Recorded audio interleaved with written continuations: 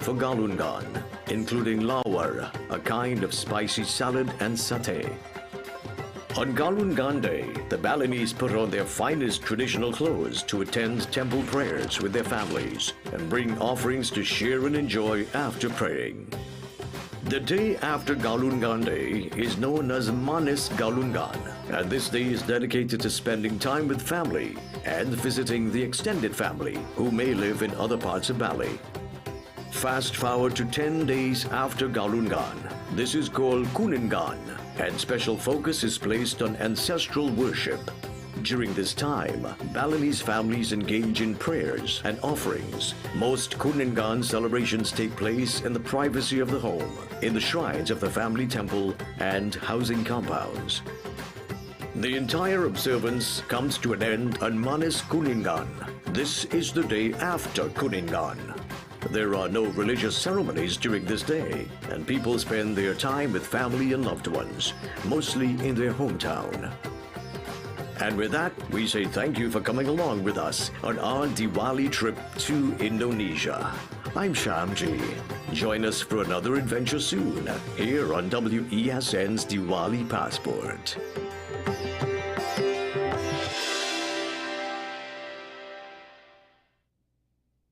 When it comes to Pira and Laddu, I just use Chatak's Laddu and Pira Mithai Mix. It's a combination of traditional ingredients in one pack.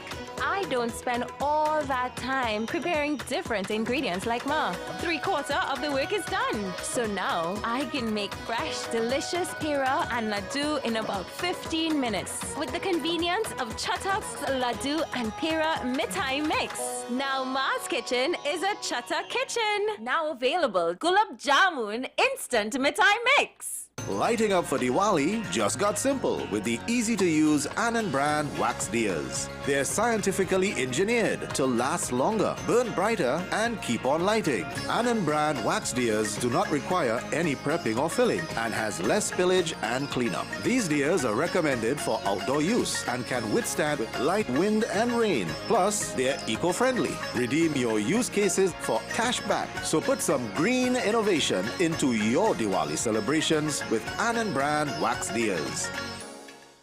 Diwali Passport, brought to you by Chatak Food Products and Anand brand wax diyas.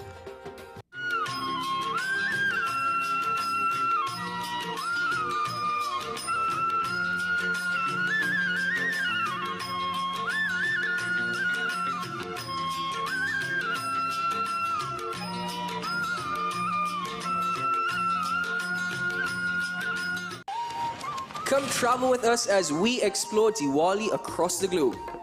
Diwali is celebrated in many countries worldwide, but do you know the traditions and practices of each nation?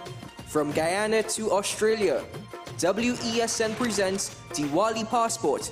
October 9th to October 30th, with replays on October 31st. It's Diwali Passport, a WESN exclusive.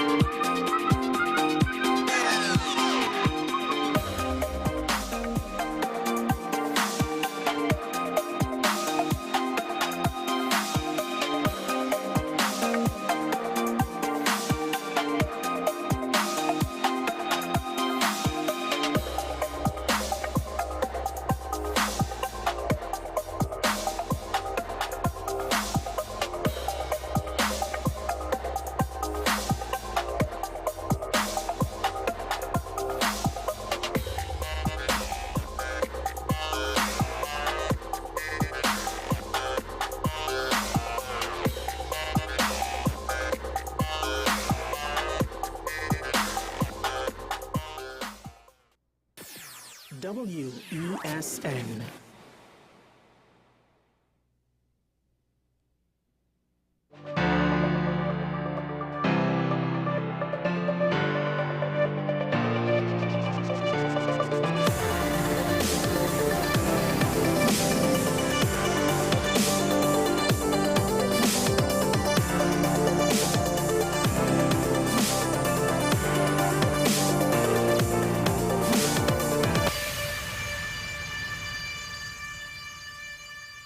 I remember last week when I gave a passing comment on the whole, we have arrested the tugboat, we found them being the boat.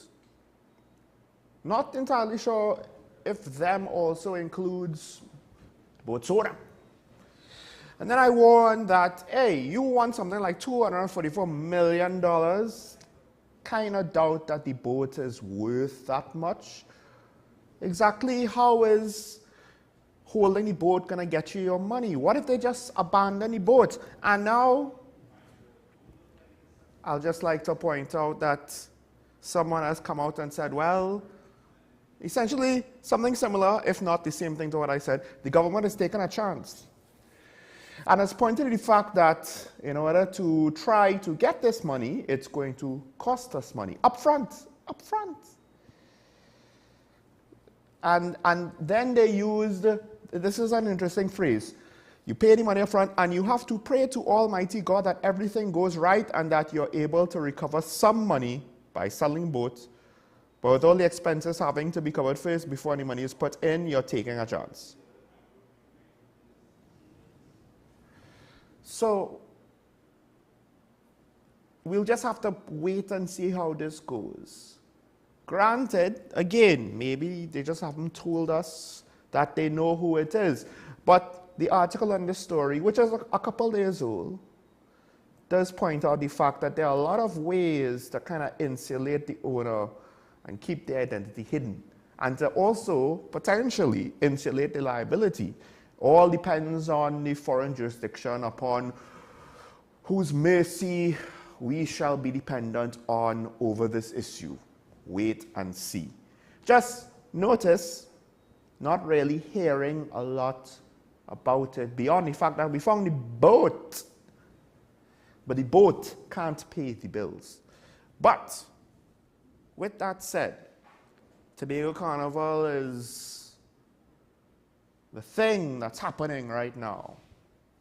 And of course, it gives us a second time of the year, a second time period, where we could look at what is, whether we want to say it or not, a significant portion of our local culture. Not just something we inherited, but something we created. And the big thing, of course, and we spoke about this on our show Carnival, with regards to Calypso and where's the future and where's it going. And we spoke about this on Breakthrough 2 weeks ago as well. Now, the art form has, I would say, some reason to look forward to the future with regards to the musical side of the arts. The commentary part, I don't know. What I do know is that it's interesting how the commentary part, you know, at one point transitioned to other important areas of society and went into politics. And now in 2024, I find myself wondering, you know, where is the political commentary of Calypso? At a time when there's a lot of things that Calypso could sing about, right? And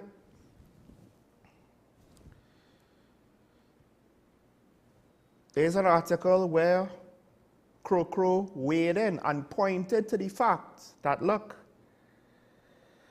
modern politicians may not just want to be on the wrong side of politics.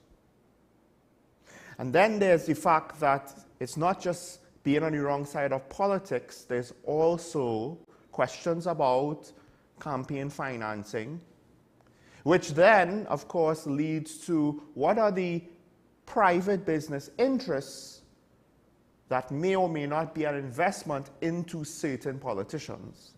And of course, if a Calypsonian gets on the wrong side of political interests, then it could also then, by extension, get on the wrong side of private interests who invested in these politicians. I mean, donated to their campaign.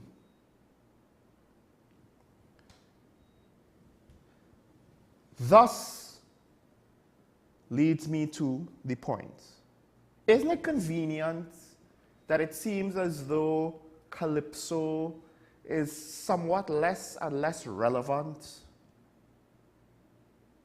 Isn't it convenient that, look, now, granted, this is not necessarily directly tied to the situation, but Croker himself said, well, he's going to sing Jump and Wave songs from now on because he don't want to get involved in another lawsuit.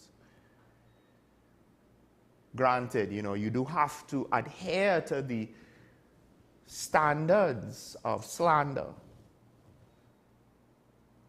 But the point is, to some extent, there is that natural not wanting to be sued by whoever, which is causing probably some Calypsonians to hesitate.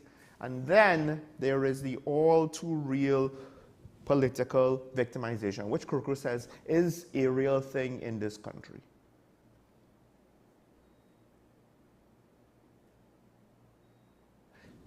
The signs are there.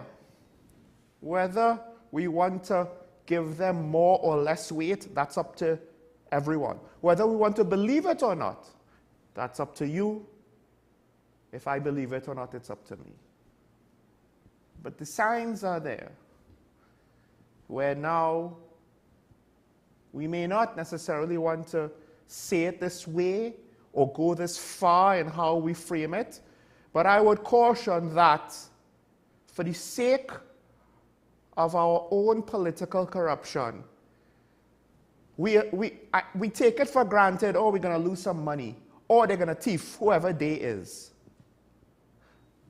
But to what extent did we also consider the fact that we might be losing parts of our culture? The village is gone, but now the art forms might go with it. And everything that made us who we were, that baby might be thrown out with the bathwater before we realize it, with some sort of commercial, political OCP, where we have no actual national identity or pride.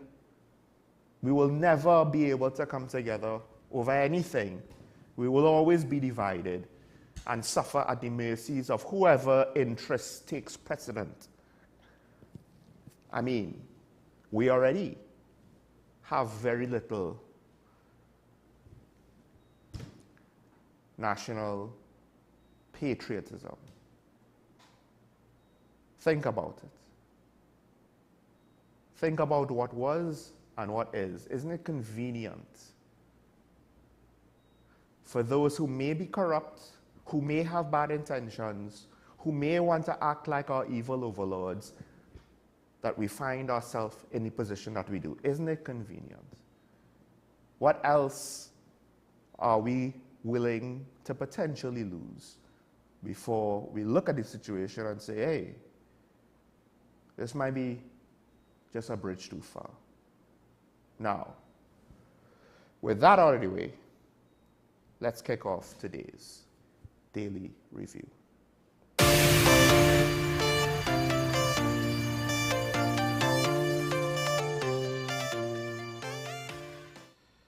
So, the first story I want to talk about is a story that I thought was essentially over. I mean, I'm half surprised. A lot of the nonsense doesn't necessarily shock me, right? I might be annoyed. I might get upset. I might be surprised at how silly it is or how stupid it is. But to some extent, it's not surprising that it can happen because we've seen nonsense of equal levels of silliness and stupidity before. But to some extent, this might genuinely surprise me because the Prime Minister has come out again and has labeled the UNC as unpatriotic louts because they dared to question the integrity of a man who has been charged by the court of his own country with political corruption. Not convicted, charged. I don't understand. What is it that caused the Prime Minister to continue to harp on this topic? It seems like he's obsessed with Navin Jindal. I don't understand why. Why does the Prime Minister seem to be so obsessed over Navin Jindal and him being a potential buyer of the refinery? Let's not forget that one of, I don't know if we would call it one of his friends, one of his allies, one of his financiers, one of his supporters, one of his partners in crime, one of the other people who spoke up against Patrick Manning before Patrick Manning called that snap election. That individual, for a very similar reason, spoke up now. Was there something about this refinery sale to Mr. Jindal that we were potentially not aware of? What is it? What sort of interest does this have for Dr. Keith Christopher Rowley? What sort of interest that would cause him to lament the loss? What loss did he suffer? What loss did Dr. Keith Rowley suffer to lament the discontinuation of this potential deal? I don't understand, because he brings up the fact that look at how Mr. Jindal is being portrayed to Chogam in a document which essentially shows the Indian businessman presenting an award, a Lifetime Achievement Award, from his university, named after his father. It's almost like if this picture, this one picture in a booklet, is somehow supposed to just erase all the questions, which, again, I have gone out to say, at least in my opinion, are reasonable questions over Mr. Jindal. So why does the Prime Minister think somehow, oh look, he had a photo opportunity because he spent money to open a private university and is now giving out a Lifetime Achievement Award? Obviously, this guy is completely legit. And I said it, so believe me and my judgment. Do not consider the fact that I rehired Marlene McDonald more than once, despite the fact that she had issues that caused me to fire her more than once. Shh, don't study that.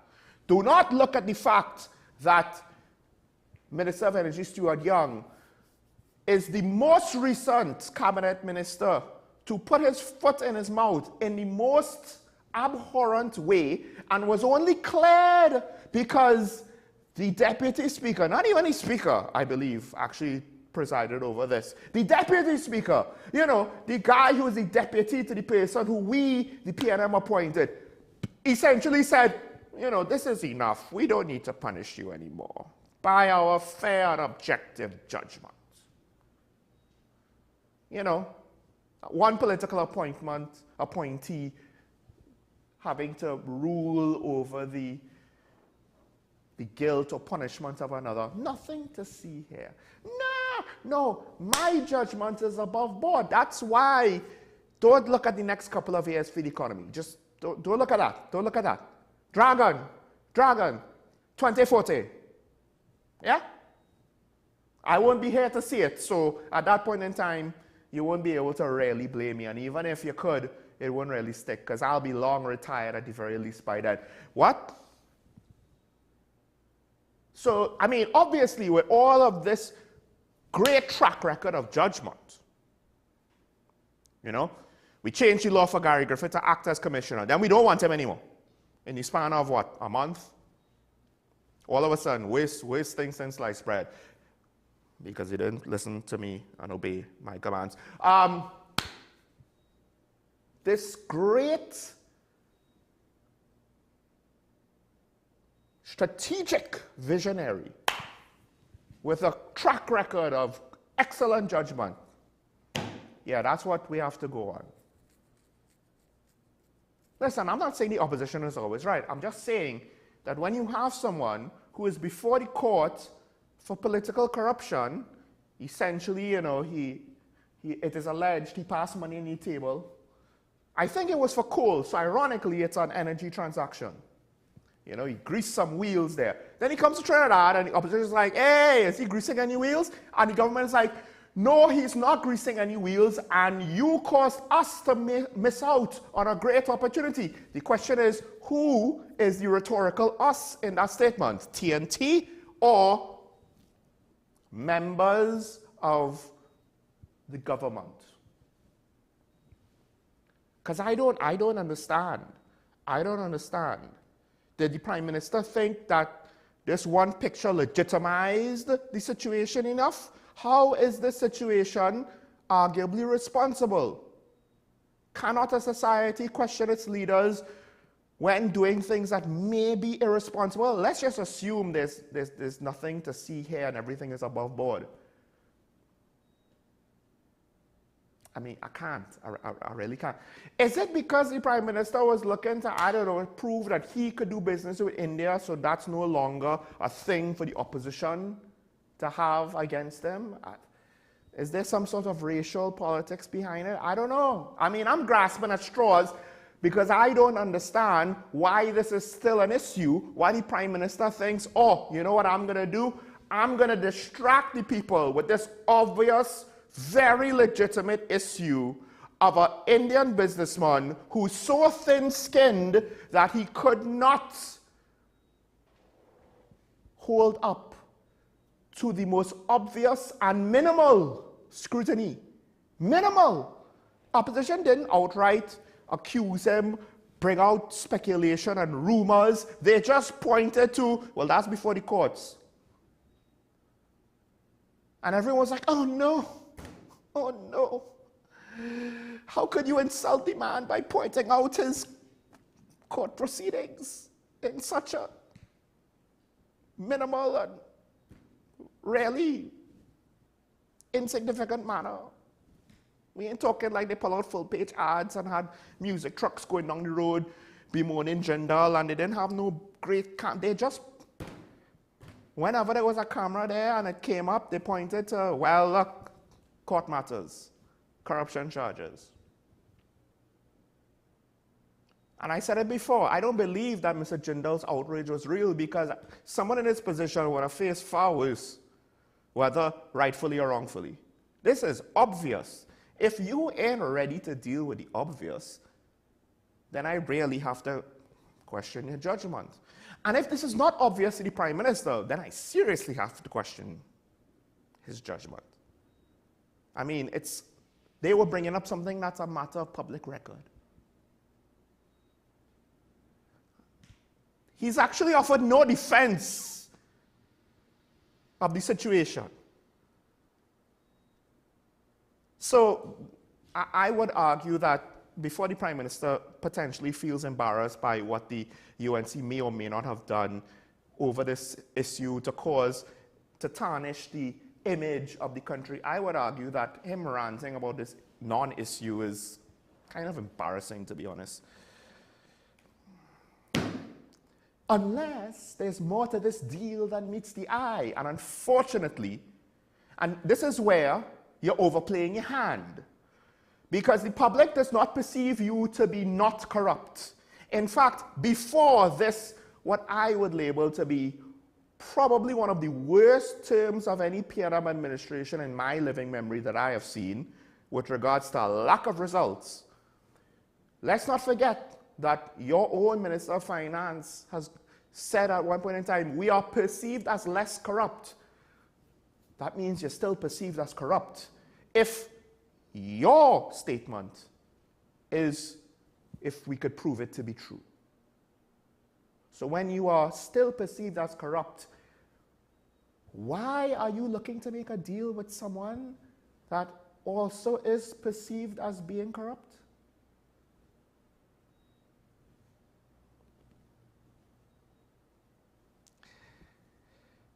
Unless, you know, I mean, sometimes the most obvious thing is the answer, right?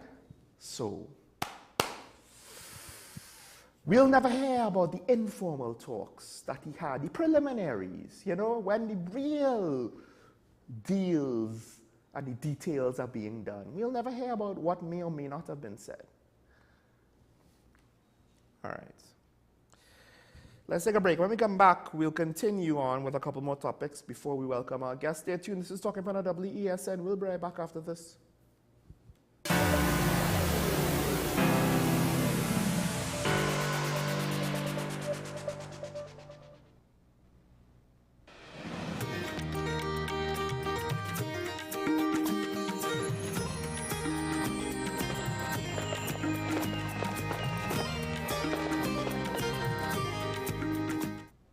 I just love Diwali. I put everything in place so my home is perfect for this season. And thanks to the little store, I get everything in one place. I picked up some Anand and Shankar brand wax diyas, hand-painted clay diyas, my coconut oil, cotton wicks, all my puja items, plus step-by-step guide to Diwali puja and Havan. My home will look and feel like Diwali with pretty hanging decorations, floating lights, rangolis and flowers, all from the little store. I'm all set to welcome Lakshmi Ma and all my guests. I've ordered some delicious fresh mithai in decorated boxes and bags, and got some frozen vegetarian products, spices, all my groceries, and hygienic paper sohari leaves for a delectable Diwali feast. Go to the little store in Curep. They've got additional parking and they're open on Sundays. Check them on Facebook or call 663-4415. I had this accident last year, so it is more convenient for me now to move about with the cars. I can move about the lanes properly. Here is the only place I can shop conveniently with my budget. Everything I get it here at a convenient price. I just get specials on butters and whatever, so it will be convenient for me. Their prices is very low compared to other supermarkets. It's a really nice place to shop. It's Diwali time again, and that means delicious vegetarian cuisine. Chief has all your herbs and spices for Diwali. Curry, jeera, saffron, garam masala and more for all your tal curry. Cinnamon, clove, nutmeg, ginger and cardamom for those delectable sweets. Brown rice, dal and chana for those tasty delicacies. And of course, Chief baking powder for soft and light roti. This Diwali, remember, the chief reason is always taste. Perfection doesn't happen by chance. Like an artist, the cook selects the main ingredient, one that is worthy of a proud cultural tradition. Trusted to enhance your creations with its richness and versatility. To create a cooking masterpiece, the secret is simple. The brand we know, the brand we trust, the brand our ancestors have been using for generations. There is only one pure cow brand ghee. Look for the marks of authenticity. Transform your home with PCU Plus. From stylish furniture to the latest appliances, we have everything you need to create your perfect space. At PCU Plus, we offer fair prices and affordable financing options that are cheaper than hire purchase agreements. With convenient locations in San Fernando, Tobago, Arima, and our lifestyle showroom in Barataria, you're never far from the best deals. Visit PCU Plus today and discover why we're the top choice for quality furniture and appliances. PCU Plus. Quality you trust, prices you'll love. Visit one of our locations or find us online to start transforming your home today.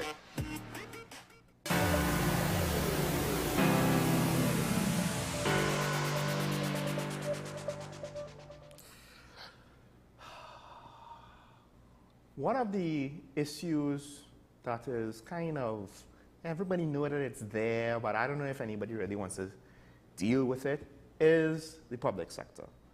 Specifically,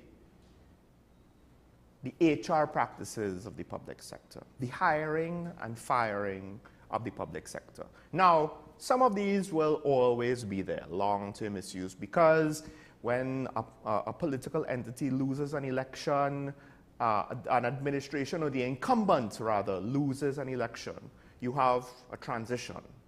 And one of the biggest conundrums is, do you allow all of the staff to be swapped out? Because on one hand, you're taking away people's livelihoods. But on the other hand, sometimes they're just not going to work with you because you are not one of their people, so they are going to look at you like the enemy. You, the incoming new administration. They don't want to work with you, they want to undermine you, they don't respect you, so maybe you should get rid of them. Then there is also the issue that things or policies or regulations in place to prevent political swappage and this chaotic cycling of employees to ensure some stability for the job position, right? Which I think is relatively a good idea in principle, in practice, difficult to execute. Yeah, so you put regulations in place to try to do it, and then it causes a situation where all of a sudden my job is protected and I don't really need to do my job as much anymore. Because I'll just say, I'm being politically persecuted, and then you have to not fire me. You can't fire me. So, Minister Alison West, Minister of Public Administration, has come out to say that, well, there are 13,000 permanent job vacancies in the public sector. Vacancies. And she doesn't understand why people are saying there are no jobs. There are no jobs. What do you mean there are no jobs? There are 13,000 permanent jobs. But what is the obvious low-hanging fruit to that? Well, why is it that there's so many people on contract work within the government?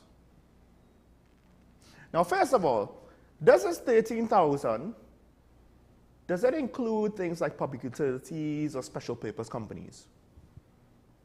Because I think special purpose companies kind of gets around, and contract work gets around the Public Service Commission and all of that, right? But are there permanent positions in these companies that's included? I don't know, right?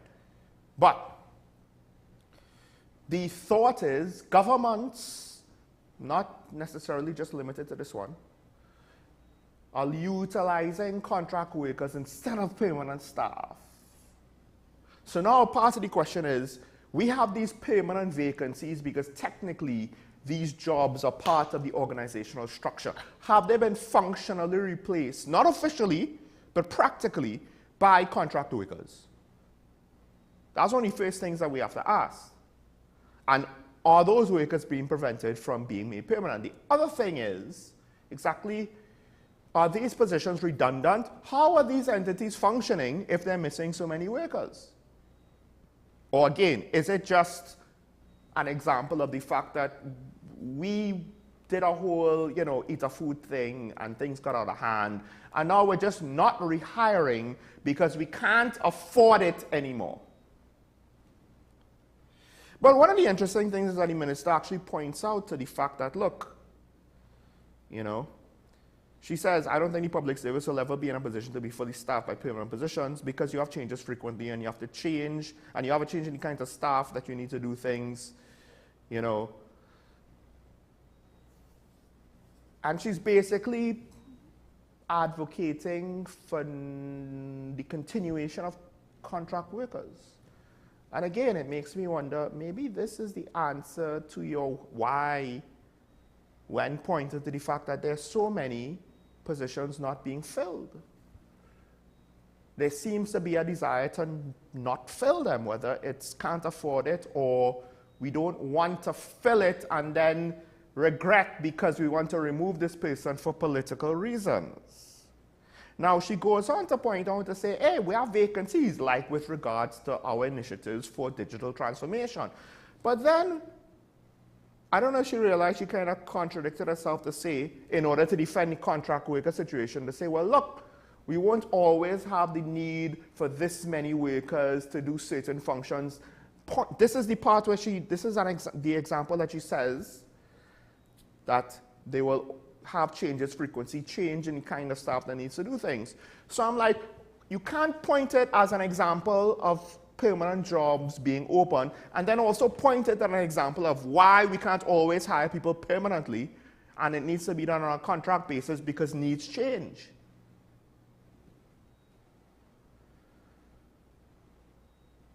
And I guess it all boils down to you're kind of trying to have your cake and eat it too. Meanwhile, again, this is not the first time I've used this within the last month. Is this another area where a government minister is overreaching? Because, first of all, I want to ask, exactly how large is when you add all of it together on the all actual functional levels? Not official legal levels, but functional levels, because you might separate the public service to special purpose companies, etc., right? They're not treated the same to some extent with regards to the HR practices because the Public Service Commission does not have jurisdiction over certain contracts, right? So I would just like to know, exactly, beyond the 55,000 permanent workers apparently that the public service is authorized to have, how much larger is the government bureaucracy? Exactly what percentage of the population has a government job? And then do they know how much of that percentage gets a government salary, doesn't actually do much work, if any, because they have a second job? I would like to find out these things. Also, all right, 13,000 jobs vacant. What are they? What kind of jobs? Are contract workers doing similar jobs? How long have they been vacant? What have any effort been used to ascertain why they are still vacant? Because in this environment where people are saying it's difficult to find a good job, we live in a country where if you have an opportunity, rhetorical you, to have a government job, 9 out of 10 people jump on that and never let go. Not just a government job, a permanent government job. I'm pretty sure, because she questions, why are people saying that there are not jobs available? We have 13 permanent positions vacant. Well, to some extent, one would assume, I think reasonably, that those jobs would be in high demand, except for reasons that we don't necessarily know. And I wonder why. What could it be? Again, are there empty positions that are not actively being filled? Because maybe we don't have enough money. Or maybe they just don't want to fill them. But the minister needs a talking point to push back against this lack of jobs thing without necessarily thinking through all of the implications of if she speaks on the matter, including if she tries to use digital transformation as an example of potential jobs available, thereby linking it to the permanent open jobs vacant. But then want to say, but things change all the time and that's why we need contract work, thereby linking it to the contract work and not the permanent jobs. And what is real coming out of your mouth? Please determine what you actually intended to say, which direction you actually intended to go, then get back to us. Because I'm not about to try to interpret, what you're saying, try to figure out. You took two contradictory stances there, in my opinion. So, please pick one or the other. You can't have both. That's not how it works. That just makes it disingenuous and, well, it means nothing.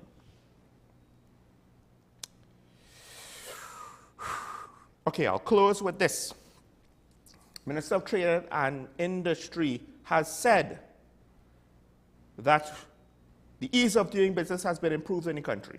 Government has 48 e-services available online. 25 of these are offering online payments. I'm like, so 23 are online, but I can't pay for anything online? Is that what you're telling me? And she's pointing out to the fact that things have improved and online systems have been modernized and challenges linked to paper and manual transactions have been taken out of the way. Now, for the most part, I think a significant issue with the ease of doing business is not just linked to paper. I don't know, like customs, anybody? Customs, you know? Or getting good information to know what the processes are, whether they're online or not. Or not getting you wrong and not having some local thief want to imply or your paperwork ain't gonna get seen to any time today because look, we have this long stack of people waiting. And they've been waiting for months or what have you. So the thing is, she makes these claims, but she doesn't necessarily tell us in detail exactly how this claim has been achieved. Where has business in TNT been made easier? I don't know. I just know I don't see it. And here's the thing. Here's the sad part. I could very well see that government is achieving things and their communication is so bad, they aren't able to effectively tell us. Here's the problem. To some extent, it does not matter what you achieve. Because your reputation is so bad, we could no longer assume that good things are happening because we've seen too many bad things.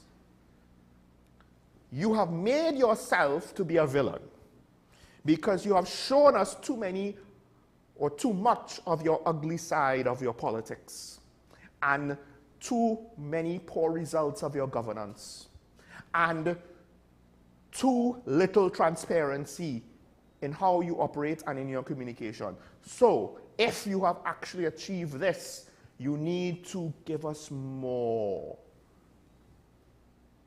Only then may we believe you. It is unreasonable to ask us to do so without it. It is not our fault you find yourself there. It is not our fault you are perceived as being less corrupt. That is mostly on you.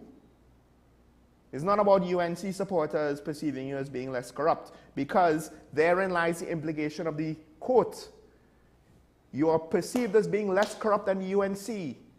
That means this is a perception not among UNC supporters, but on undecided voters and potentially even your own supporters view you as being less corrupt. But they still view you as being corrupt. And ease of doing business is one really straightforward way to hide a lot of corruption. Let's take a break. When we come back, we'll welcome ASP Ali. Stay tuned.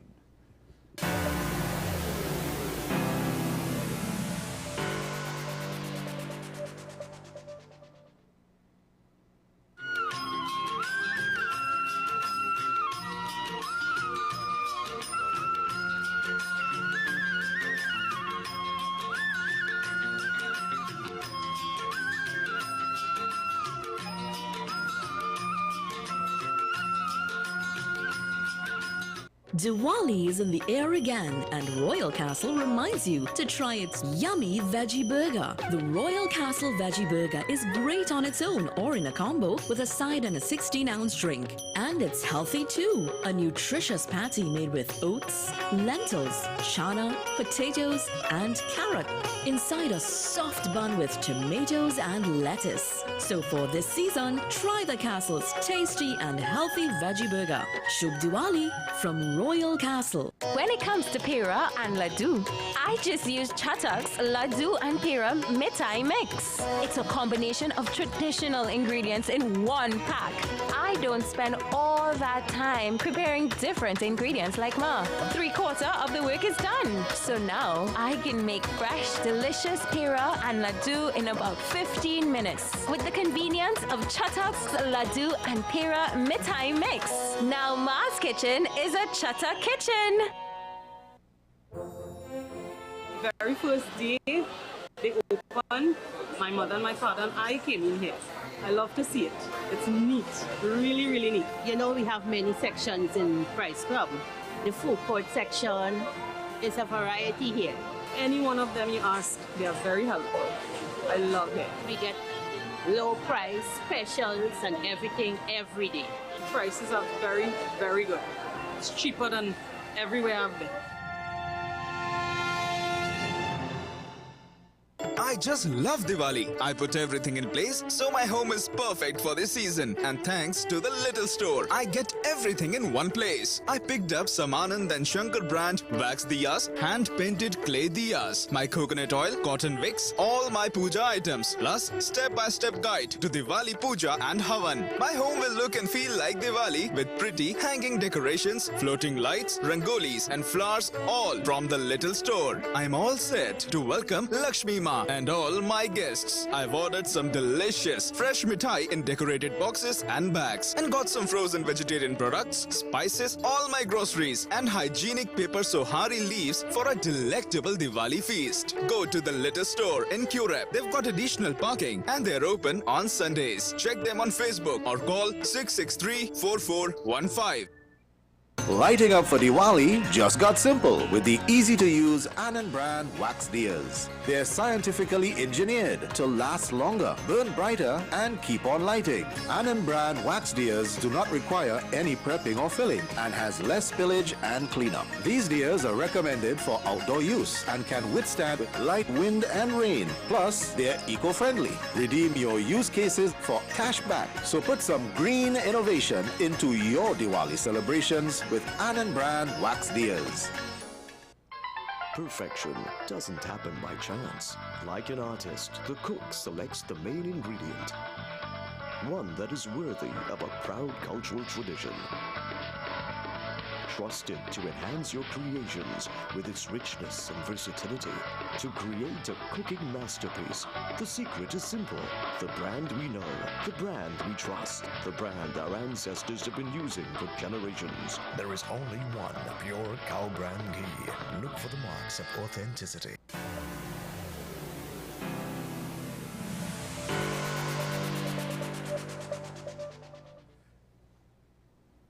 I'm back here. I'm talking about the WSND Content Capital. Joining me as usual, but not always, especially in recent times. But thankfully, we're all right. I've just been told conflicting things. It's like the Minister of Trade and Industry is directing the show. Guys, come on, don't follow the bad examples. Now, like I was saying, I am joined by the acting ASP, Ashraf Ali from the TTPS. Good morning, sir. Good morning, Sean. How are you? Still technically recovering, but hey, show must go on. Yeah, that's important. That's important. Right now, we are at another point in time. You know, it's kind of funny because it almost feels redundant. Whenever there's an event, the TTPS has to come out and tell us about all the different safety concerns, noise pollution, personal safety, etc., movement of people during these times. And it's almost like if we just have too many events, too many holidays where these things happen. But now we have Diwali. And one of the things, of course, is things like fireworks, and then, of course, all of the other use of incendiary noise-making or light-generating devices during the time period, which may or may not be sanctioned, may or may not be used responsibly, and have, in the past, led to some people having serious injury. Issues, yeah. So, sometimes it, as you say, it's keep on repetitive, but we have to do what we have to do because it's constantly informing the public as we come to these religious events, and not the event per se, but the activities surrounding the event. Persons have to be cautious about, and fireworks is one of the issues that we continue because we are going into the Christmas and the New Year's period. So fireworks will continue. Not just you light a thing, it shoots up in the sky and makes light. You're talking about any kind of device that uses any kind of incendiary anything. Yes, so we're talking about all fireworks. And there's multiple things that we have to look at with respect to use of fireworks. We have reports from the fire service and fire services that would have indicated that these fireworks have also contributed to a person's house being partially or even destroyed in some circumstances. Even the use of the diyas unmanned, unprotected, and the way that they keep the deers in the house, you have to be cautious about it because it can sometimes cause in the house, in the house, and where you put it. So there's a cautionary measure at the same time, as well as children getting themselves burnt, might get some minor burns and things with how they handle the deer and the hot oil and all these items. So those are the things that are around Diwali. You would get persons trying to inform the public and the general public has to be cautious because you're dealing with open flames and it's a fire. I know that children will like to that. Then we add that now to the use of fireworks, starlights, which children like to use starlights and throw starlights and make sure that starlight is actually completely finished, right, burnt all the way down before they throw, because sometimes when they throw it, it could end up going to some areas, and it's still smoldering. Yes, and it can cause fires. But then we have the actual fireworks, and fireworks itself is in fact it falls under the Summary Offences Act, where we talk about any person, section 1102/99, where it speaks about any person who throws, casts, or sets up fire or lets any fireworks within a town is liable to a fine of $1,000. That's just throwing. Throwing it. That doesn't even speak to what comes after you throw it. Exactly. Or the results of it going off. And then under the Explosive Act, it falls under the Explosive Act, or Iran Explosive Act 1602, Section 10.1. No person other than the wholesaler or retailer shall sell gunpowder or any exposed or offer or expose the same for sale. That means that you must have an authorized dealer for the sale of fireworks. Right. So those persons that you see who purchase fireworks, a quantity of fireworks from authorized dealers and come on the streets to sell it on their own, they are not authorized to sell. Right. Should not be be selling those type of things. Well, here's a different question. Is there a limit? Because obviously with explosives, if I have 1 granule of gunpowder, to some extent, it can only do so much harm. Still not necessarily completely safe. If I have a room full of these devices, and it takes a spark.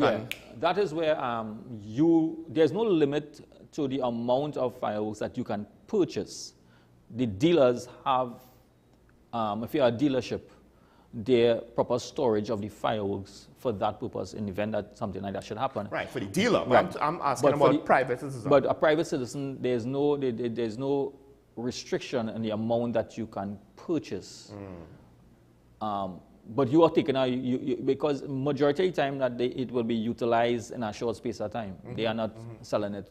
They're not selling, but they would be storing some of them. Even in shop owners, small retailers, when they purchase in fireworks in bulk, they have to have permits to store those fires because they are doing retail at the same time. Not wholesalers like the major suppliers, but I'm talking about retailers. They also have to have the permits, apply for the particular permits to sell fireworks. But then we have the average individual on the ground who normally who may go to a dealer, a wholesaler, because you can buy it wholesale and then sell it retail on your own, and they may not have the permits for that. That has been going on for some time now, and there are a lot of legislation, a lot of conversation in terms of regulating that. I am saying that is against the law. We can treat with that against the law in terms of if you're caught with it, we can treat with it. But sometimes the most critical one is the general use of the fireworks that causes more problems. A couple of things.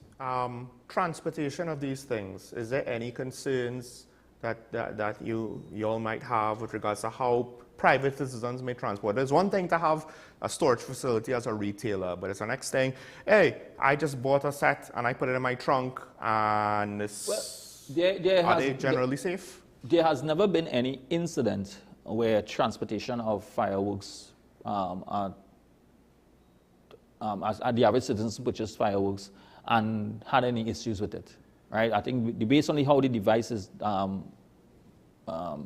built or designed, you have to ignite diffuse, right? So if diffuse is not ignited, the environment is not too much of a concern. So those days where it seems as though it might actually be record-setting heat, We haven't reached the point yet where that could cook off. Nah, we haven't reached those points. Because I'll say this, I had like a flat tire repair thing, like a little disposable one-time use. Yeah. And it had like a foam sealant, a little can in my car, because what's the point of having a flat tire, emergency flat tire sealant, if it's on your car, and the heat was enough to cause it to explode. Right? Yeah. But I mean, I guess with fireworks, it takes a lot more than that for Okay. it to explode.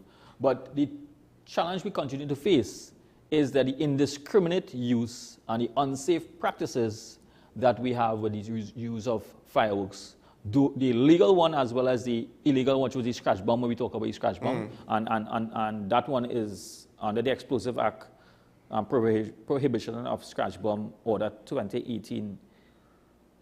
That is also illegal, right? That is illegal, and the fine for that is 20,000 or 10 years imprisonment. This is just the use. Yes, the use, possession and all of that, for sale, all that, you can be arrested and charged for that. Because then there's also liability for the results, like that one time where the woman got multiple fingers, I believe, blown off because I don't know why. So there's a good idea to throw it in a car. There's a limited amount of, because of it's illegal, you may not get as much scratch bombs anymore. But some of the other legal fireworks, such as the small one, what is called the noisemakers, those are really loud, extremely loud. Right. Right, and it causes a lot of problem for the elderly, children in the residential areas. Yes. And even for animals. And when we talk about animals, it causes a lot of challenges for animals. No, but for children, people think, oh, children can't sleep, whatever. No, what about babies who are upset? Because I know a friend of mine, he basically had to relocate. I think it was for New Year's or for Independence. I can't remember when. Like, he had to, because his 1-year-old just could not deal with it. Yeah, so that is one of the areas that we have to be concerned about, because those type of, when you hear a lot of these fireworks, it's similar to gunshots going around.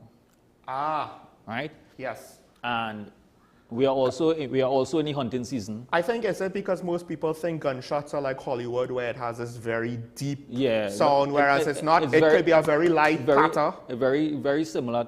Sometimes it's very similar to fireworks discharging. Right? So you may not even know the difference sometimes. Right? Yeah. The average person may not know the difference. Many of us may not even pick it out if you're not a regulator, because the amount of noise in that period for Diwali, and the amount of fireworks being used in different areas. It's a loud period. It's a dangerous period in the context of the fireworks. Yeah, because the heat might not set them off, but it might dry the environment. And it's not just the sparklers. Almost any of these devices, when misused, could light dry grass or whatever. So we had in the past persons sustaining injuries to themselves in improper use of fireworks. We had persons throwing fireworks indiscriminately in crowds and cause injuries to individuals. So persons who are out there, I think parents and adults who dealing with who have children around should not be utilizing not fireworks, but these explosive devices, scratch bombs, not the scratch bomb. Scratch bomb is illegal, sorry. The loud explosions, right, and have them children lighting it and throwing it indiscriminately all about, because it's dangerous. Yeah. And then, like, east-west corridor, there's the whole northern range, and a lot of trees and bush and foliage that might have a lot of dead leaves at the bottom. Like, I think people need to understand, because you might think, oh, we're away from houses, but we're within a bountiful amount of nature that may be dry. You could be liable if you set off a fire that takes half the northern range, I assume, correct? Yes, and we have a lot of let me put it this way, I have a lot of experience in fireworks. Right? As a young man, I had a lot of experience in in fireworks, right? But it's dangerous. I learned, fortunately, no injuries, nothing at all. But you learn from your mistakes in the context that you know how risky it is, because persons would place fireworks in particular areas and just light the fuse and run. And sometimes when the fireworks is now going to discharge, the devices that are placed in some bottles and thing can fall and change the direction of where the fireworks supposed to go. It's not going vertical anymore. But also there's the fact that, like, when you're dealing with actual ammunition and stuff and you have ordnance, one of these safety concerns is if it doesn't go off, to see someone trained to see about it. When you're talking about fireworks purchased by a private citizen, yes, right? There's no firearms expert or explosive disposal expert that, oh, why did it go off? I'll go look and see, right? And then that can cause some injuries to yourself. And there's a lot of things that these type of fireworks and a lot of noise. So the noise issue with respect to that. Now, the reality is there's no need to put our head and play ostrich anymore. The fact is that the amount of incidents that we have when we call for drive-by shootings, these are opportunities where persons could be venturing into particular areas, right? Fireworks is also a way to disguise their discharge of weapons. And I think, just for those that might not understand, maybe look up firecrackers going off on YouTube, and then look up for some sort of video that might have background gunfire, whether in Gaza or whatever. It doesn't have to be current. It could be historical, right? Within the last 50 years, and it will sound very similar. Very similar. So while you're enjoying the activities and the festivities within your area, and in the areas, I can say there are also criminal elements who are looking to commit certain offenses. And it doesn't. You don't have to be in a hot spot. You could be in West Mornings. You could be in St. Clair. Exactly. And this is where we're coming to. Unfortunately, it has reached a stage where the Trinidad and Tobago Police Service has to come and inform persons about how you celebrate your time. It is unfortunate that we have to reach this stage in Trinidad and Tobago. And we have, just have some safety points that I want to put out here. And it might sound very obvious, but at the same time, we will not pay attention to it when it comes to having an event. Having friends and family. So no longer when you you invite friends and families to celebrate this time period, persons. We have to be very cautious who's your friends and families are inviting right now. It has to be persons you know. Because we no longer want strangers walking in and saying, hey, come on, because of the nature of the festivities, you would open your house, some persons open their house and in villages and in communities and share with strangers, sometimes strangers, and say, because offering. Now we have to be very, very, very cautious right now. Not just for crime concerns, but also you open your house with someone who they might bring fireworks all of a sudden, right? Don't be a spoil sport now. It's not the fireworks I'm talking about. I know, but I know as much as you're going with more serious stuff, there's also that as well. Yes. You know, somebody in the neighborhood playing around with an illegal scratch bomb and hey, you want to play with this? And your son or daughter is like, oh, what is this? Boom. And you could cause problem. So, and we have, so you know, we drive through for Diwali night. A lot of persons would light the diyas, have their little festivities, and even open and have a lot of lighting and light up the properties and all of that. It is not safe anymore, where you allow strangers to venture into your property to come and see how nice you light it up. Or maybe even, I would argue, would you agree with me? It might not be safe to be out in the evening, even if it's 8 o'clock, 7 o'clock, you know. Unless you're in a gated community, right? You're in a property just on any average road, you outside with your children lighting diyas at 8 at night, that might not be a good thing right now. There is, and we have to be very cautious and being self-aware to the environment at the same time. Yes, you want to enjoy the festivities, but you also have to be cautious of the environment that we are in right now. The realities of our environment that we have now. There will be persons who would be traversing those areas looking for opportunities to take advantage of certain areas, right? And outside of this Diwali, Right? You see we have a lot of different type of home invasion, different type of robberies, broad daylight robberies. These persons, these criminal elements not even worrying about time of day. And when people hear noise and assume it's firecrackers, well, you can't expect a police response to come when everybody just assumes it's something benign. Yeah, so and that's the danger of the cover of the fireworks. So it's unfortunate, I want to say to the public, it's unfortunate that we have reached this stage where we have to, the police service has to share this type of information for a festival of this nature. The Diwali, the festival of light, shining light in terms of darkness, overcoming darkness. And in that whole situation, we have to worry about the darkness of some individuals who are looking for opportunities in this period or periods of like these, where they're looking to come into your property or try to commit offenses at the same time. Then you're going to certain areas like where activities happening by the Diwali Nagar. We got to make sure that when you go there, your parking areas are designated where they have proper parking facilities, because you don't want to go into those areas and when you come back out, you do have you lost your vehicle, right? So there are a lot of things that we say during the course of the year. We have been reinforcing when it comes to being self-aware about the environment that we are in.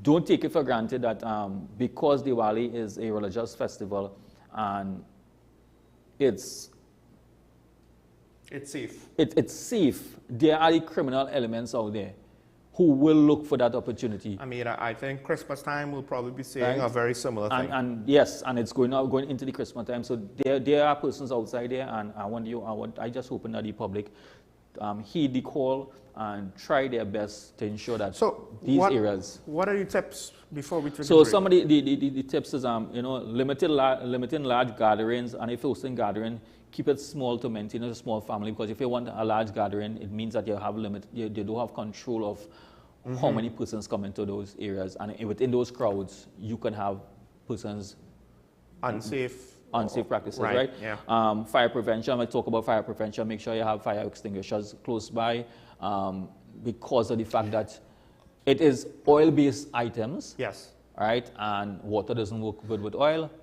Oh, okay, so right? a fire so extinguisher. Have the appropriate fire extinguishers. Also, I would say people might say, well, that's what the fire service is for. It's like at a time when there's risk from multiple events, even if the fire service is perfect, you should still have something. Because you don't want loss of property might be acceptable in some circumstance, but loss of life is never acceptable. Yeah. Right. So we can rebuild property, but you cannot get back life. So you have to think about that in that way, right? And if you know you're going to other friends and families to visit, friends are inviting you over, ensure that your home and your property is secured, right? As we say, when you're going back home, ensure that you have some self-awareness as to who is following you home. If you're unsafe, if you feel that somebody is following you and you're not too sure about it, go to the nearest police station, please. You realize the most recent incident with our fellow colleague of ours who came from the airport, the person was followed and it was a robbery. Right. These are things that these criminal elements are doing, and we have to be careful about it. So I would also tack on, when you leave, if you're going to visit, be mindful of when you're going to leave. Maybe don't leave too late. And yes, don't leave too late. Don't leave too late. But at the same time, when you are going home, be aware of what is happening around. If you know you're seeing a vehicle following you, making all the turns that you're accustomed going, and you feel you're not too comfortable, proceed to the nearest police station. Don't take your time to get from your house from your car to your house. Or while you're in the vehicle, communicate with the police and say, listen, you're not too comfortable because you believe this. You're of the opinion that this vehicle is following you and you're not feeling too safe. Talk to the call 999. Let them know what your current situation, because we cannot be for sure that is what that vehicle is or what the intention of the vehicle. It can be the person that might just be following, going around the same path that you're using, but we can't take a chance. You might be paranoid and it might be nothing but better to be safe than sorry. Right.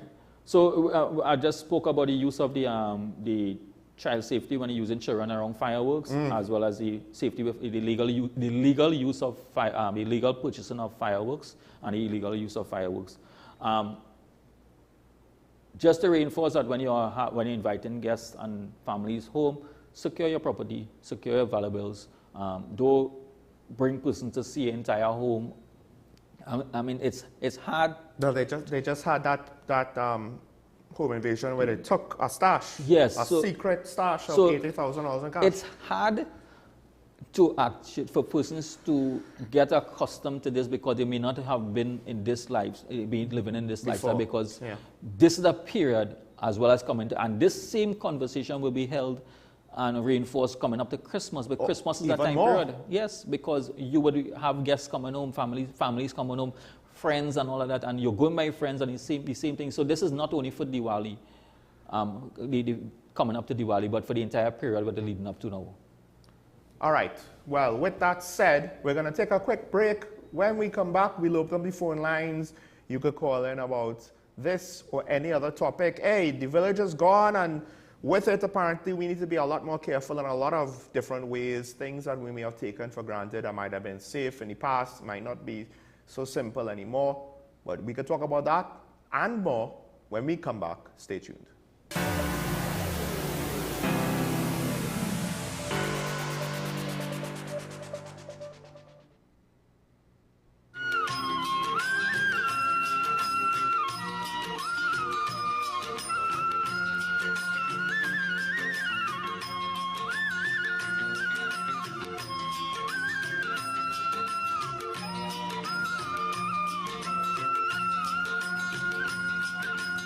Diwali is in the air again, and Royal Castle reminds you to try its yummy veggie burger. The Royal Castle veggie burger is great on its own or in a combo with a side and a 16-ounce drink. And it's healthy too. A nutritious patty made with oats, lentils, chana, potatoes, and carrot.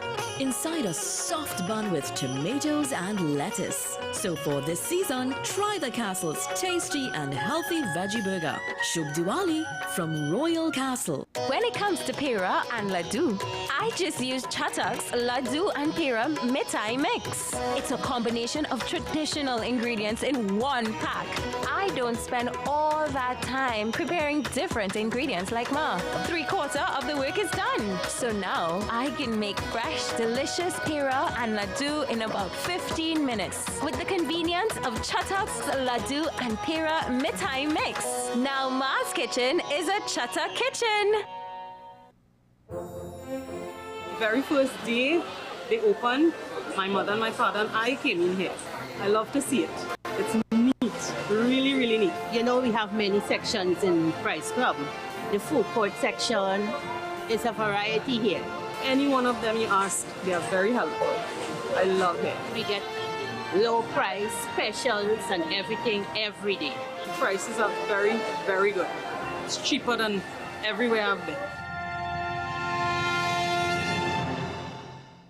I just love Diwali. I put everything in place so my home is perfect for this season. And thanks to the little store, I get everything in one place. I picked up some Anand and Shankar brand wax diyas, hand-painted clay diyas, my coconut oil, cotton wicks, all my puja items, plus step-by-step guide to Diwali puja and Havan. My home will look and feel like Diwali with pretty hanging decorations, floating lights, rangolis and flowers, all from the little store. I'm all set to welcome Lakshmi Ma and all my guests. I've ordered some delicious fresh mithai in decorated boxes and bags, and got some frozen vegetarian products, spices, all my groceries, and hygienic paper sohari leaves for a delectable Diwali feast. Go to the little store in Curep. They've got additional parking and they're open on Sundays. Check them on Facebook or call 663-4415.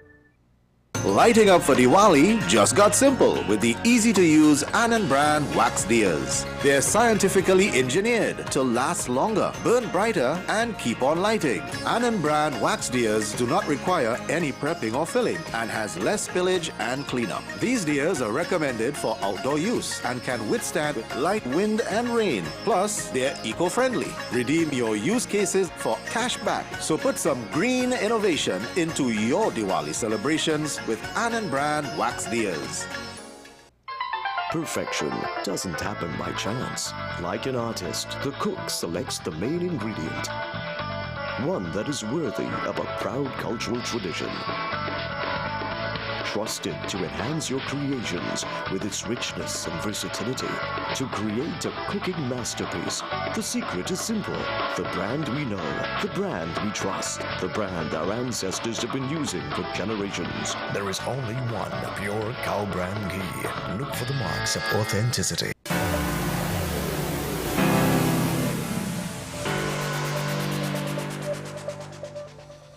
Welcome back to Talking Point on WESN, the content capital. The conversations off here at times are interesting and insightful. We were just lamenting the lack of the village and what might be some of the reasons for its disappearance. It takes a village to raise a child, but ironically, despite the fact that we have a lot of physical villages still in our country, we don't have that community, whether within the urban areas, the suburbs, or the village. It seems like it's all lacking. Yeah, And the economics and financial responsibilities takes a toll on families, so they may have to leave to go to get jobs. Some they may have you have households that everybody in the household is working, so then the entire and when you extrapolate that in so many villages, that you don't have anybody in the village anymore. I mean, one of the times that I feel the most nervous is to come home during the day because no one's home. Everybody's out. Place is normally quiet because everybody's out, and sometimes you don't know what time. You really don't know who is out. Sometimes lunchtime is actually not necessarily safer than midnight. Yeah, in a strange twist. And as we were saying, as we were talking about informing the public at the same time about certain type of things, we were talking about technology, which is very important. That technology gives us an opportunity to understand what is happening in certain areas, right? Well, before we go there, let's just open up the phone lines. You could call us, you could interrupt the conversation and have your say. However, with that said, just to advise, if you do get on air with us, please mute your television because there's a delay and people trying to follow or can talk to us through the TV, it's not going to work. So just to remind you with that. But as you were saying, yeah, so on one hand, technology gives us an opportunity to reach the world as the case may be, and get information, a lot of more information.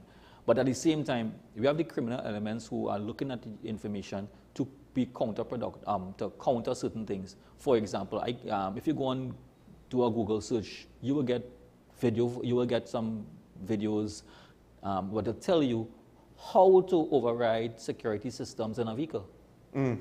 So when we believe that persons who have criminal intent are not utilizing the same medium to commit criminal offenses, we have to be aware of it also. I think there's also a thing where there are people who make lock-picking videos, right? This lock is supposed to be unbreakable. Let's put it to the test. And to some extent, consumers should appreciate that, because if you just think, ooh, I just buy this lock and criminals will never be able to break in, right? Because at some point, the criminals will figure it out. And the irony, unfortunately, is the same video that will inform me, the consumer, of the vulnerabilities will also accelerate the time when the criminals might have the information to break it. So we have to look at it from how information is there out there, how social media plays its role, right? And information is there. It's how you use that information. So even in that video, when someone watches the video how to pick the lock for our conversation, I will know now that, what other additional measures I may have to put in place with respect to this lock, because this lock can be picked, or it cannot be. Or maybe we should just never assume that a lock cannot be picked. Exactly.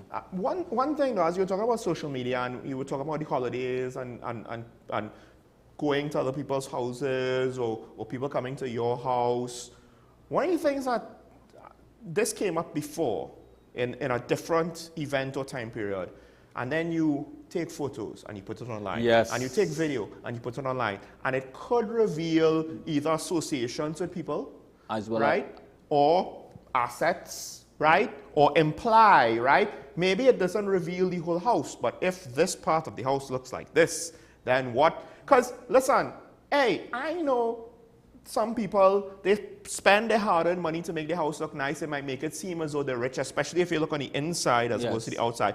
Doesn't mean they're rich. No. But it could be, but maybe they're a target. And sometimes the criminals, they don't need to get rich with one score and then they never rob again. They'll be fine taking a little, whatever they could get, right? As long as it's easy enough for them to take it and you make yourself a target, kind of makes it easy. Yeah. And the other side to that is that when you keep telegraphing every location that you are. Yeah. So you go to a location and you put up, I am here, and then I am now at this location, now I'm this location. Persons who are on social media who like to post like that, they don't understand that they are actually given timelines of where they would be at what point in time.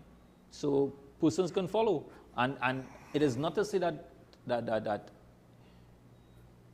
you don't know who are following you on social media, who's on your profile. Because you may, a lot of persons might put have profiles and they're not present on the profile, but you communicate on Facebook with other persons and keep on posting up and all of that. So sometimes when you have a number of followers, you really don't know who's following you. It's just followers, and you don't know the intent of the followers that you have.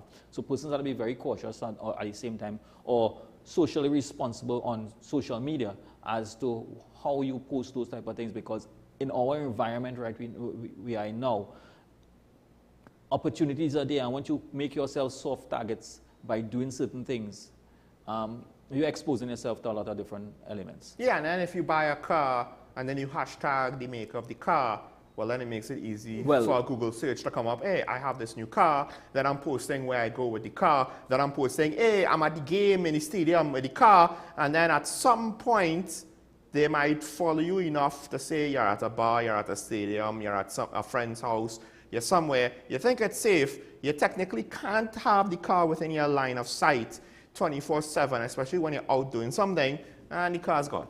Exactly. So it's sadly, the type of conversation where we're having, the amount of things that we have to do to keep ourselves safe. Some people might say this is being an excuse, but to some extent, is it fair to say that, look, it's a lot easier for criminals to kind of figure out ways to exploit new technology because they just kind of have to ratchet a thing together and do it.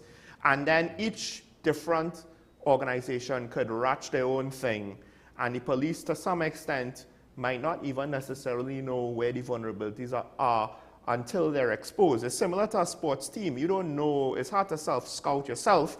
So for the police to say, we're going to scout all of society and find all the vulnerabilities. It is a challenge. I think we have a caller. Yeah, we have a caller from St. James. Good morning, caller. You're on here.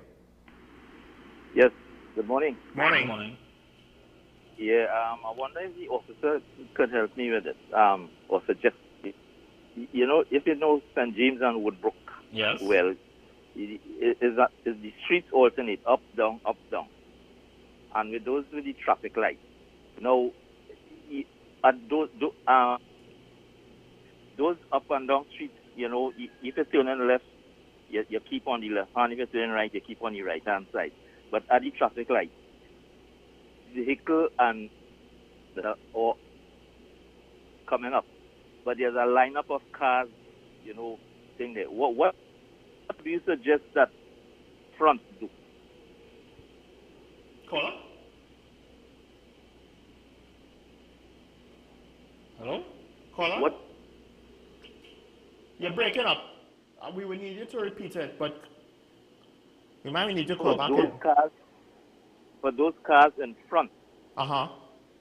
In front? With the ambulance on the police vehicle way behind, coming with the siren on. What are they supposed to do? Oh, okay. Oh, understand. Yeah, because I assume one side is parked cars, so it's a legit single lane. Well, basically, thank you, caller. Basically, we know that you pull to the left and stop. All right, I think the caller is speaking about when, if I'm not mistaken, that the side streets, ambulance is coming and he's in front and there's no way that he can pull. Yeah. The only thing that I think caller or drivers should at least stop. Just stop at the location where they are and allow the ambulance to pass. Because trying to maneuver to give the ambulance space may cause more problems. But I think the problem is if he stops, he's blocking. No, he may, even though if he stops, he's blocking, but it all depends on the circumstances what he's speaking about. Because when you look at some of those streets, you might have vehicles parked on both sides of the streets. Yes. And you end up with a single lane. The vehicle can't park because the vehicle could park. But if it is that you reach the traffic light, and I'm saying if you reach a traffic light and the ambulance is behind you and you have to go ahead, you have to go, just proceed with caution because the ambulance needs to, it's an emergency. You are not breaking the traffic light because the circumstances what he's speaking about So what you're saying is if the traffic light is red, right, you could try to kind of inch forward out of the way. Yes, to clear the way for the ambulance. You're not breaking the traffic light. Don't drive full speed and go your way. Don't, because you are inching your way across because the sirens will allow the vehicles to stop. But if you stop, the ambulance may not pass based on what the caller is trying to say there. Yeah. The most logical thing to do is when the traffic has stopped, you proceed and allow the ambulance to come behind you, because if you stop there, you are still not allowing the ambulance would not be able to pass. I have a question. All things being equal, right? Let's just assume this to be true. There's nowhere way for me to get out of the way of the ambulance except to pull into someone's private property. I don't see that to being an issue. Right? So if that's the case, just, you you can't do that. Obviously, don't roll up all over the man's yard. Pull in. Yes. Right. Right. So because at the end of the day, it's an emergency vehicle. We make assumptions that we know what the emergency vehicle is going to. Yeah. And why they have on the ambulance. And I always say, I am not good to make that assumption because I am not part of the emergency thing. Yeah. It can be a friend, it can be a family, something that person is going to, whether we believe it or not, it's an emergency vehicle, and allow the emergency vehicle to continue on its way to treat with it. And yes, if you have that opportunity to park, go into a driveway for a few minutes just to allow the ambulance to go right ahead. I don't see that. Obviously, don't stay there for half an hour. I don't think you would stay there for half an hour, but it's just an opportunity to allow the emergency vehicle to go. I think that's an interesting catch-22. Of course, people who want to follow get through traffic. We tend to believe that, and I think one of the caller thing, that they may have a line of traffic and the ambulance is trying to go and the person in front is unable to even move because you might have multiple vehicles in front. I think it's very risky for the person in front, who is in front of the traffic light, to proceed because you have other vehicles coming. The drivers who come in there would not go. So that person still have to remain there. The ambulance will take the other side of the road, or the emergency vehicle will use the other side of the road. And if it's a two-lane. And maneuver is way in front. Yeah. But it's very risky to allow a line of traffic to continue through a traffic light. Because other drivers, you may hear the ambulance behind you, but they may, based on the location, they may not hear the ambulance, they may not know where the ambulance is coming from. If it's behind you, then the siren of the ambulance that's right behind you will actually help kind of make it slightly safer for you to ease forward. Exactly. But if the ambulance is way down, and if you have multiple vehicles in front of you, you're not going to have a safe way for all those cars to get through. It is too risky, it is too dangerous for that to happen. For the drivers in front of the multiple vehicles in front of the ambulance, right, to even try to go through a red light, because that is a breach of a traffic light by itself and a more risky by itself. But to some extent, though, and this is where it's similar to when people get into an armed conflict or when a situation escalates, like a bar fight or whatever, or whatever. The point is, you have these situations. There's no flow chart where you could just, well, if this happens, I do that, and if that happens, I do that. There's no flow chart because it's so complex, so it's very subjective, but at the same time, people kind of Similar to police officers in difficult situations, it's a kind of a catch-22. You have to exercise good judgment. Exactly. You have to try to figure out a way to let the ambulance pass, but you can't do it in such a way that's irresponsible. And how do you define that in the moment is not so simple. Exactly. So the situation, based on the situation, you have to assess that situation and make the best judgment call with respect to that, taking in consideration that you're not going to add to the risk factor of actually breaking a traffic light. Now, ideally, an ambulance driver will try not to go down a one-way road that has parking on both sides of the road, and it's going to restrict him to being a single lane, unless there's no traffic that day. But in Woodbrook, St. James, you know, there's at some point there's traffic everywhere, right? And it might actually be easier for that ambulance driver to go down literally St. James itself, because there may be room for cars to get out of the way as opposed to a side street. So there is that. But if the ambulance driver makes a bad decision, you know, at the end of the day, that's not our job to judge them. It is our job to then see, can we reasonably do something to get out of the way? What can we do? And that is the key part there. What you can reasonably do and do it safely. Because there's certain actions some drivers, when they see emergency vehicles, take some drastic measures to come out of the way. And I'm simply saying that the emergency drivers are trained to drive in that circumstance, because they know when they have on the lights, persons will move. Follow normal, or I should say a reasonable thinking driver. The law states pull to the left, or the Motor Vehicle and Road Traffic Act, we are trained when we go to the driver's permit, they say when I hear that ambulance or emergency vehicle, pull to the left and stop. Simply do that. Instead of pulling to the right. Now, if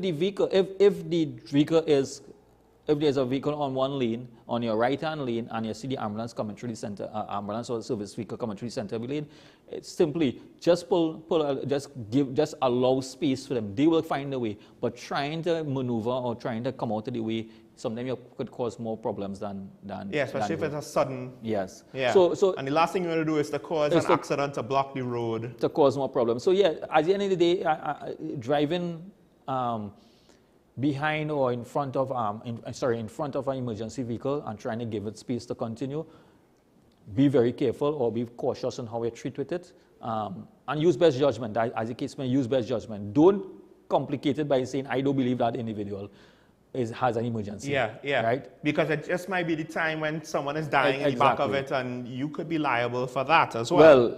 Well, you mightn't be liable, but let's put it this way, let's hope it's not one of your family that we're going home to.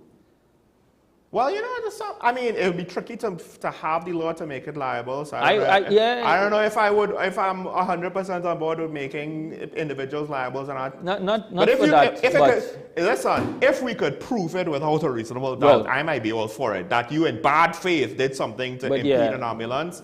But that's I think it's just be having responsible drivers when they see an emergency vehicle. Don't make an opinion. Yeah, you see, now, let's close the show with that concept right there. I know where you're going with. Responsible drivers, right? In your hiatus, right, the second week that you weren't available, I believe you weren't available 3 weeks, I had to lament to your counterpart before I got in the show. I almost got hit twice on the way to work, and my commute is not that long, right? Yeah. So for me to have 2 misses in one morning, responsible drivers, I guess that's where it starts off, right? Yes, and I'm glad the conversation went on here, because even on Diwali night, you will have a lot of additional persons on the streets. And you might have ambulances and fire engines and police cars. With their family members, going out, friends, visiting other friends. So you will have you'll also have a heightened amount of vehicles on the road, just traversing, because a lot of persons on that night would carry out their family to just see lights, and see the different drive through different areas and see how it is looking, right? But we still have to be responsible. As a responsible driver, be self-aware as to the locations that you are going and how you visit when you're visiting friends and families on your way back home, together with friends and families who have guests coming in what they do and how they treat with the guests. And as you mentioned earlier, when you are closing up your area and locking up your area and things, you have to be aware of who is in the area. And when it comes to fireworks, we know that it is illegal. It is illegal, but the aspect of the illegality is that the amount of noise some of them have and some of the dangers it causes with the fireworks, because fireworks can in fact cause damage to individuals, physical damage to individuals and to yourself and other persons. And we also had incidents where fireworks can be responsible for, or even the dealers responsible for, persons losing their property. So we have to be very cautious on that. And with all of that, I want to say Shubh Diwali to the Hindu community as we come closer to them. Folks, noise pollution, as one of my callers would frequently point out, I think this is another instance where it's been normalized, unfortunately. And to push against that, I guess it's just one of those things, we have to do it. You know, we can't just accept it. And with regards to parking, one of the ways how you could block some of those one-way roads in St. James and Woodbrook is if your family and friends, there's too many people, we're trying to squeeze everybody in to get a park, and then you're kind of sticking out, and then you're causing an issue, and you're blocking traffic. I don't always agree with wrecking, but you need to respect the public right of way. With that said, thanks to the caller, thanks to ASPLE for joining me. Folks, make today a good day, as Mr. Shaw always say. Remember your allegiance to the Republic and to each other, and we will see you tomorrow. Bye-bye.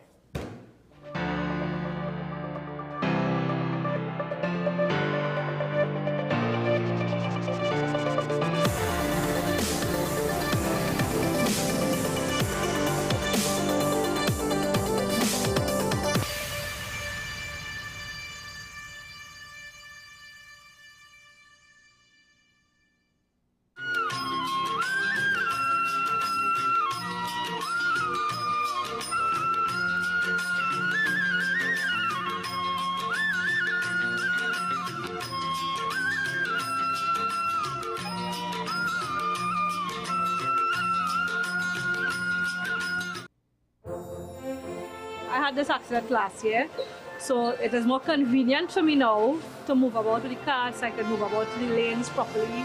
Here is the only place I can shop conveniently with my budget. Everything I get it here at a convenient price. I just get specials on butters and whatever, so it will be convenient for me. Their prices is very low compared to other supermarkets. It's a really nice place to shop. When it comes to Pira and Laddu, I just use Chatak's Laddu and Pira Mithai Mix. It's a combination of traditional ingredients in one pack. I don't spend all that time preparing different ingredients like Ma. 3/4 of the work is done. So now I can make fresh, delicious Pira and Laddu in about 15 minutes with the convenience of Chatak's Laddu and Pira Mithai Mix. Now Ma's Kitchen is a Chatak kitchen. Now available Gulab Jamun Instant Mithai Mix. Perfection doesn't happen by chance. Like an artist, the cook selects the main ingredient, one that is worthy of a proud cultural tradition. Trusted to enhance your creations with its richness and versatility. To create a cooking masterpiece, the secret is simple. The brand we know, the brand we trust, the brand our ancestors have been using for generations. There is only one pure cow brand ghee. Look for the marks of authenticity.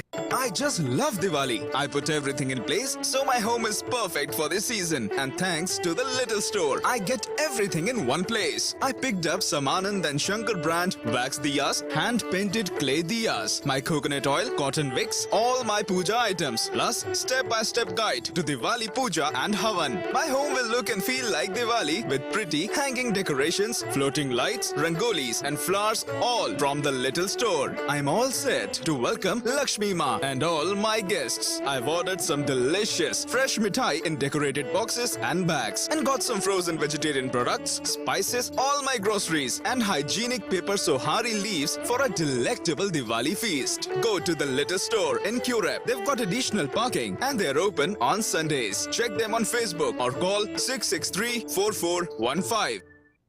Lighting up for Diwali just got simple with the easy-to-use Anand brand wax diyas. They're scientifically engineered to last longer, burn brighter, and keep on lighting. Anand brand wax diyas do not require any prepping or filling and has less spillage and cleanup. These diyas are recommended for outdoor use and can withstand light wind and rain. Plus, they're eco-friendly. Redeem your use cases for cash back. So put some green innovation into your Diwali